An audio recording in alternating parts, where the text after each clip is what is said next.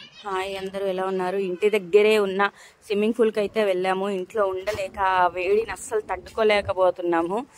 ఇంకా ఎండలు ఎప్పుడైపోతాయా అని వెయిట్ చేసే వాళ్ళు ఈగర్గా నేనైతే ఫస్ట్ ఉంటానేమో మేబీ. అస్సలు ఇంట్లో ఉండలేక సరేలే స్విమ్మింగ్ పూల్కి అయినా వెళ్దామని చెప్పి, మా ఇంటి పక్కన గల్లీలోనే ఉంది, చిన్నపిల్లలకు కూడా నేర్పిస్తారంట. 3000 కడితే నువ్వు ఎంతసేపు అయినా స్విమ్మింగ్ చేసుకోవచ్చు అంట ఫర్ 1 month.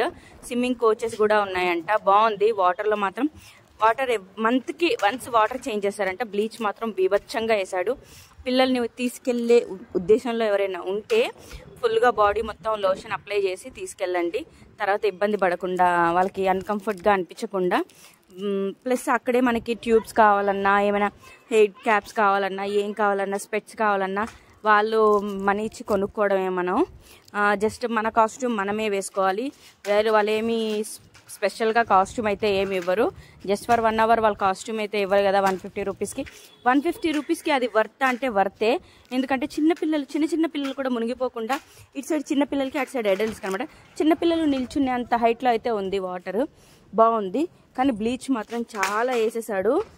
కొంచెం పిల్లలకి అంత బ్లీచ్ వేసినా కూడా బాగోదేమో నాకు తెలిసి. మీ అందరూ ఏమంటారో ఒకసారి కామెంట్ బాక్స్లో కామెంట్ అయితే చేయండి.